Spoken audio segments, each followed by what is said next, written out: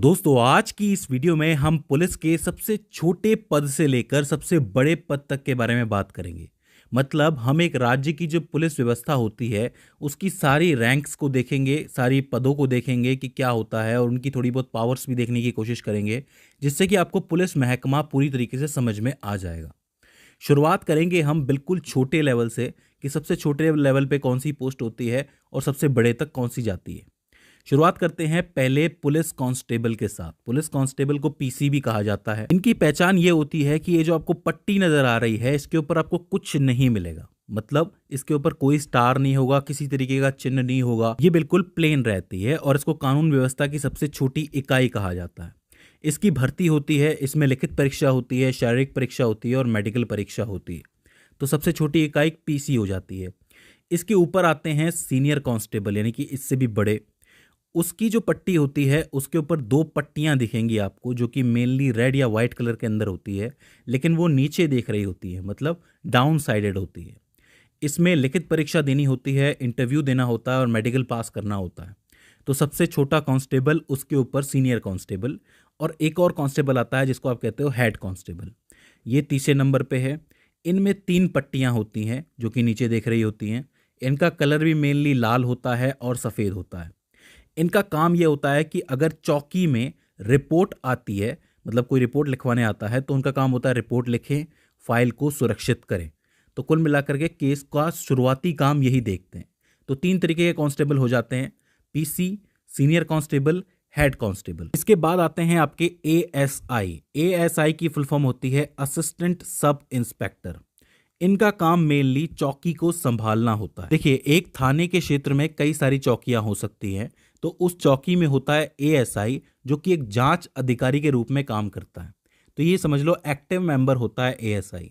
और वो किसके साथ काम करता है? आपने देखा होगा कि एक पुलिस वाला निकलता है हेड कांस्टेबल के साथ या सीनियर कांस्टेबल के साथ या कांस्टेबल के साथ कि चलो चलते हैं, कोई केस देखना है, मामला देखना है। अच्छा, एएसआई की पहचान एक स्टार होती है। मतलब आप किसी पुलिस वाले के यहाँ पे सिर्फ एक स्टार देखते हो तो आप कहोगे कि ये चौकी का एएसआई है।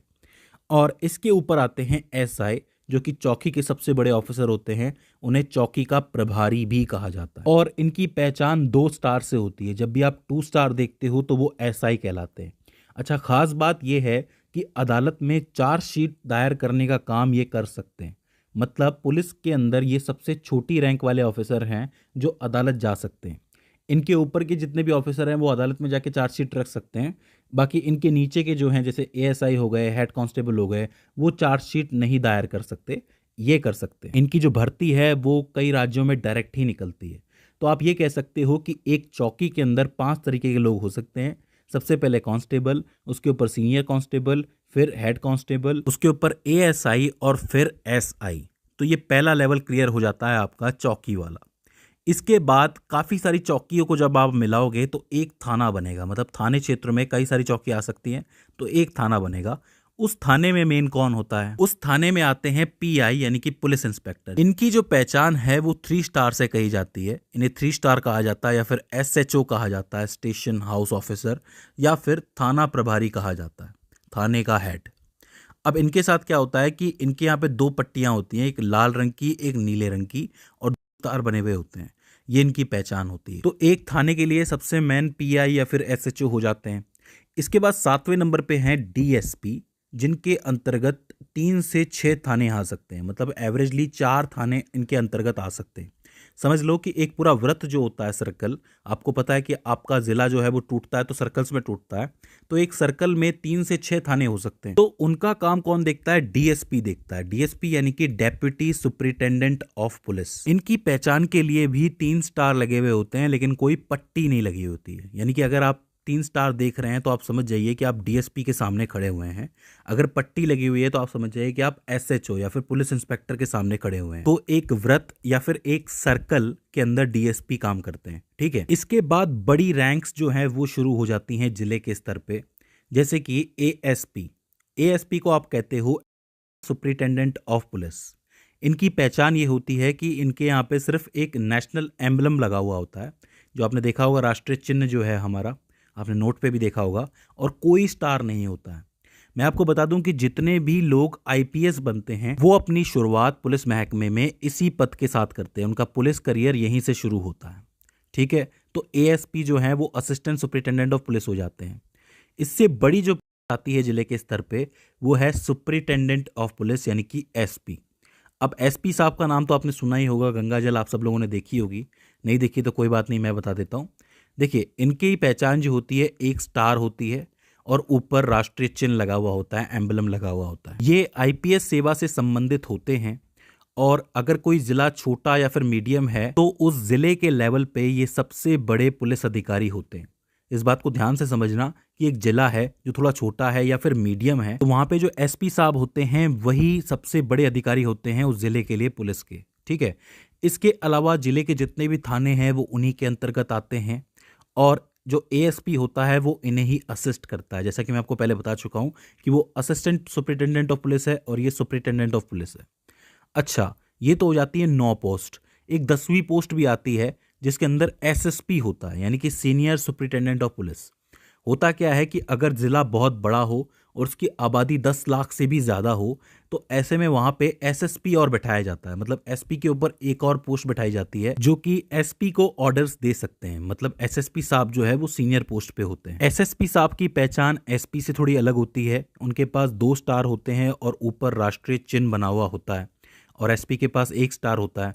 तो ये बात आपको याद रखनी है, कंफ्यूज बिल्कुल नहीं करना है कि अगर 2 स्टार हैं और राष्ट्रीय चिन्ह है तो वो कौन है, एसएसपी है, और 1 स्टार है और राष्ट्रीय चिन्ह है तो वो कौन है, एसपी है। तो आप इन तीनों को एक साथ याद रख सकते हो, एएसपी, एसपी और एसएसपी। इसके बाद राज्य के लेवल पे बड़ी पोस्ट्स आती हैं जो कि जिले से बाहर निकल के बड़े लेवल पे आ जाती हैं। 11वें नंबर पे आती है आपकी डीआईजी की पोस्ट, जिसको आप कहते हो deputy inspector general of police. काफी इंपॉर्टेंट पोस्ट है। इनकी जो पहचान है वो 3 स्टार के रूप में की जाती है और ऊपर राष्ट्रीय चिन्ह बना हुआ होता है।